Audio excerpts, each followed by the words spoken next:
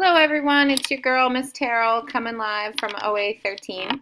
This is your period 1 lecture PowerPoint, and this is kind of a shorter one. It's got 20 slides, but it's your job to listen to what I have to say, take the notes that you need, and we'll discuss it when I see you again in class. So period 1 by AP US Standards covers 1491 to 1607. This PowerPoint is specifically going to look at a new world of many cultures, which sounds fascinating, I know. Some key concepts for you to take away from this PowerPoint would be, number one, before the arrival of Europeans, native populations in North America developed a wide variety of social, political, and economic structures based in part on interactions with the environment and each other. Number two, Europeans' overseas expansions resulted in the Columbian Exchange, which is a series of interactions and adaptations among societies across the Atlantic. And number three, contacts among American Indians, Africans, and Europeans challenge the worldviews of each group. We're going to start looking at Europeans and their move towards exploration. It's important to keep in mind that this is not something that happened overnight. It's something that came about because of some specific factors. Until the late 1400s, Americans and the people of Europe, Africa, and Asia had no knowledge of people on the other side of the Atlantic Ocean. Columbus's voyage of exploration finally brought people into contact across the Atlantic. Several factors made this oceanic crossing and exploration possible in the late 15th century. Number one would be improvements of technology. As you might know from your European history classes or world history classes, the Renaissance was taking place. People started using greater technology, improvements in things like shipbuilding and map making. The printing press being created in the 1450s allowed for greater map charting, map making. People started using things like gunpowder, which of course was invented by the Chinese, and also using sailing compasses, which made sailing much more accurate. And also people were much more willing, with kind of the zeal and the excitement of the Renaissance, to get out there and see what was on the other side of the ocean. Of course, there was also a lot of religious conflict that was happening during this time period. Catholics, for example, had gone through great turmoil at this time period. Catholics were able to keep Spain Catholic by beating out the Muslims, which was a huge feather in their cap. They set up several independent kingdoms, which helped to spread Catholicism. We have the Protestant Reformation. Of course, Henry VIII also splits from the church, creates the Church of England. Martin Luther writes his demands on what he doesn't like about the Catholic Church, starting the Protestant Revolt. Christians in Germany, England, France, Holland, and other northern European countries revolt against the Pope in Rome. There's, of course, a series of religious wars, another reason that the religion spreads. Trade begins to expand during this time period. Economic motives for exploration grew out of fierce competition among European kingdoms at the time. All of these European kingdoms are vying for increasing their trade with Africa, India, and China. Of course, India was known for their spices. China was known for many things. Some spices, silk, gunpowder, paper, things like that. Africa had lots of raw materials, gold, silver, etc. All these things were very enticing for Europeans. Always, the Europeans are looking for new trade routes being developed, looking for shorter ways to get to India, Asia, and Africa. The shorter routes meant that they would have more access. Slave trading. We know that slavery is nothing new. Slave trading had been going on since ancient times. People in Europe, Africa, and Asia have always been enslaving people that they had captured in wars. In the 15th century, the Portuguese, which is a country that's on the west coast, right? Yes, the west coast of Spain, they began trading slaves for slaves in West Africa, thus the beginning of the African slave trade. They used slaves to work newly established sugar plantations and found that not only were the sugar plantations very profitable, but also having all this free labor was very profitable. Of course, there was some African resistance. Enslaved Africans resisted slavery in any ways they could. They would try to run away, sabotage work, and also revolt when they could.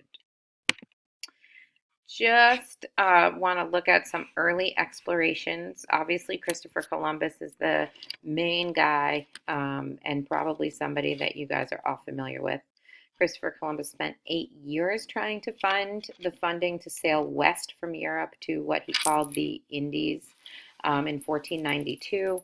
He gets the opportunity to do that. Please keep in mind that Christopher Columbus is actually an Italian sailor, but he flew under the Spanish flag because Isabella and Ferdinand, the king and queen of Spain at the time, they agreed to give Christopher 3 ships, the Nina, the Pinta, the Santa Maria, and everything that he needed. They also said that they would name him the governor, admiral, and viceroy of all the lands that he could claim for Spain. Of course, when he got to where he was going, he had to convert everybody to Christianity, and everything had to be done under the Spanish flag. He did land on the island of the Bahamas on October 12th in 1492. He received a little bit of glory for this mission. However, immediately following this mission, he had 3 unsuccessful trips. He was never able to find any gold that was worth talking about. He never returned with any spices. And of course, he never came up with a simple or an accessible route, a quick accessible route to China or India. That being said, Christopher Columbus leaves a very lasting and important legacy behind him. He, as an explorer, he wasn't overly successful, like I said. There were many problems and injustices suffered, of course, by the natives under Christopher Columbus, and we'll be talking about that more in class. I have some articles and some primary documents for you to look over. However, most historians would agree that Christopher Columbus is a very important figure. He was a great navigator. He was also extremely committed to his work. It was his life mission to do this, to find this trade route. His voyages brought about, for the first time, permanent interaction between people all over the globe. Essentially, he changed or helped to change the world forever. The Columbian Exchange is directly related to Christopher Columbus. It's a transfer of plants, animals, and germs from one side of the Atlantic to the other for the first time. Beans, corn, sweet and white potatoes, tomatoes, and tobacco were all new for Europeans. They had never encountered these fruits or vegetables before, or tobacco. Also, syphilis. That was a new disease that they had been exposed to coming to the Americas. Europeans introduced to the natives sugarcane, bluegrasses, pigs, and horses. They also introduced the wheel, iron implements, tools, weapons, etc. And unfortunately, they also introduced smallpox and measles, which the natives were not able to fight against. And as a result, many, many, many natives died. Spanish exploration and conquests. These guys and many others were known as the conquistadors, the conquerors, the people who sailed and explored under the French flag. Vasco Balboa, Ferdinand Magellan, first guy to circumnavigate the globe, Hernan Cortez, Francisco Pizarro. Because of these guys at one point, Spain is the richest country and empire in the world. All of these dudes sent back gold, sent back raw materials, sent back all the goodies that Christopher Columbus was hoping that he would be able to find. And as a result, really puts the Spanish Empire on the map. Permanent settlements in the Americas by the Spanish. Florida in 1565, St. Augustine. It's the oldest European city founded in America, still exists today if you go to Florida. New Mexico in 1610, Texas in the 1700s, San Diego 1769 rather, out in California, and then in 1776, San Francisco. The Spanish set up the Economida system when the King of Spain gave grants of land and natives to individual Spaniards. The natives had to farm and work the mines. It's kind of like indentured servitude, except that the indentured servants are not the full-blooded Spanish people. The indentured servants are the natives that the Spanish king gives to the individuals. The natives farm and work the mines. What they harvested in mine went to their masters, which would be the full-blooded Spanish, who in turn had to care for them. We kind of see this system later when we start talking about American slavery and how the white masters had to care for the slaves. Let's talk about the English claims. John Cabot explored the coast of Newfoundland in 1497. England essentially had a lot going on in-house. They were working with the Protestant Reformation. There's a whole lot of turmoil happening. Kings going crazy, losing their minds. So they don't do a lot of exploring at this time. While Spain is flourishing with exploration, England's kind of keeping things in-house. This happens for England later, hence the 13 colonies. We'll talk more about that. France, Giovanni de Verrazano, he explores for France the North American eastern coast. Jacques Cartier with the St. Lawrence River. They're slow to develop colonies. They do set up a permanent French settlement in 1608, and that would be Quebec, and it's settled by, or helped to be settled by, Champlain, Samuel Champlain. Treatment of Native Americans by the Europeans. Obviously, most Europeans look down at the native population. They're viewed as inferior people who could be easily exploited for economic gain. They should be converted to Christianity swiftly, but they also could be used as military allies. The Spanish were pretty wicked to the native population, used them as slaves. If the native population didn't die due to diseases they couldn't fight off, they typically succumb to being overworked, undernutritioned, undernourished, etc. There was a guy that was the exception to the rule. He was a Spanish priest, de las Casas, Bartholomew de las Casas. He owned land and slaves in the West Indies, and he just began to advocate for better treatment of Indians. We'll have an article about him as well.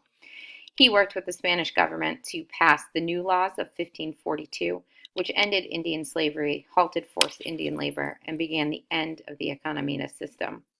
Later, though, the powers that be decided to cancel out some of these laws because it really wasn't working for the Spanish that lived in America at the time, or lived in these colonies at the time. The English settlers, their policy and treatment on the native population, they coexisted in the beginning. They traded, they shared ideas. American Indians taught settlers how to grow new crops such as corn and showed them how to hunt.